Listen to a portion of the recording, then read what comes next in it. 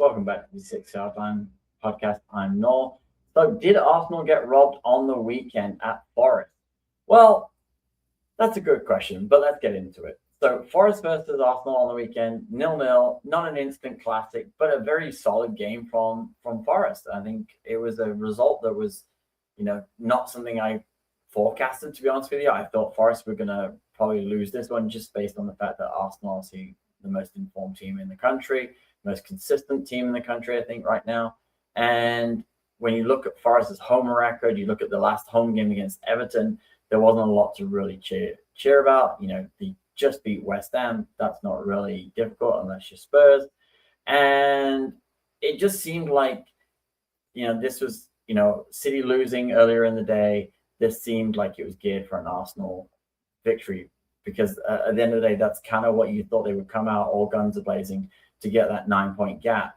And, they came out and obviously Martinelli had the chance of the game and he ended up putting it wide on what I would have put my mortgage on that. I thought he was going to score for sure. I didn't think he was going to miss from that range at that angle with just Matt Sells to beat. And he doesn't put it away, he puts it wide. And I think a part of that was kind of summed up Arsenal's day. It's just not one of those days in front of goal where they really dominated or created that many clear-cut chances against Forest. And I thought Forest, for all their poor play over the last few weeks, were really at it and they were really on top of it. That back five, when Matt Sells, Ola Aina, Murillo, Milenkovic, and Williams are all together, they look very, very solid. We saw that all last year. And again, we saw it again on Saturday. They just look like they know where each other is going to be. They know the spots to be in.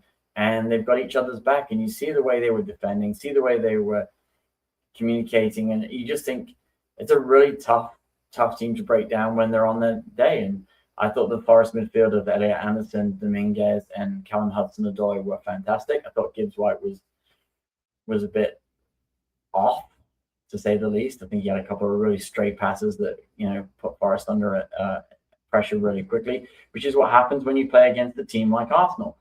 For Arsenal, I just think it's one game too many. I think they looked a little bit off it. I think he brought subs on, Arteta brought subs on, and they didn't really do that much. Bukayo Saka is terrifying when he's in full flight. And don't get me wrong, his header that Matt Sells saves in the second half was absolutely, I don't know how he saved that. It's a stunning save. He sees it late, he gets fingertips to it, and, Saka walks away and I know. You're just like, wow, that was a save. And that kept Forest in the game. And I think that really got the crowd going at Forest. And I think the crowd played a massive part in that result. And, the controversy, we have to talk about it. At the end of the day, there's appeal for a penalty. It looks like Aina handballs it as he's going out the back end of the penalty box. When you slow it down, it looks like it's intentional.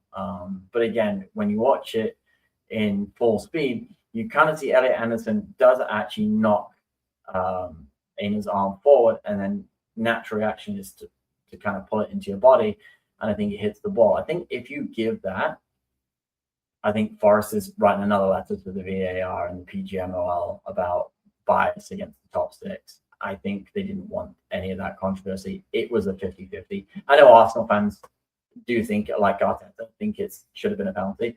You leave me a comment in the box below, but I do think it was 50-50. I think it would have been very, very harsh on Forest if you gave a penalty at that point.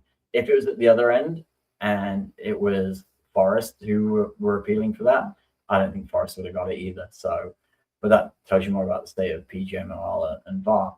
I think Arteta's frustration isn't the penalty. He's using the penalty as his frustration, but I think it's a performance because his subs came on.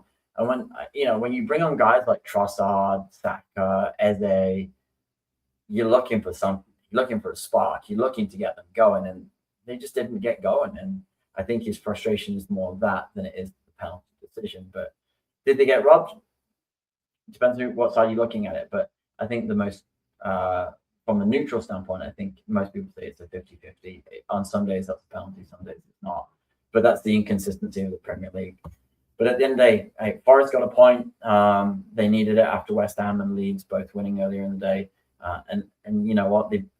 as much as Arsenal don't like it, they moved a point further away from City, which every point away from City is a good point. So is it 2 points dropped? Yes, but you still got a point, and City got nothing. So it's a positive step. Take what you can from it and learn from it, right? I think it's just I think City will mount a challenge, and Arsenal needs to just focus on the Premier League, and I think that's the biggest key for them going forward is to focus on the Premier League. Thanks for watching. Smash a like and subscribe, and we'll see you soon.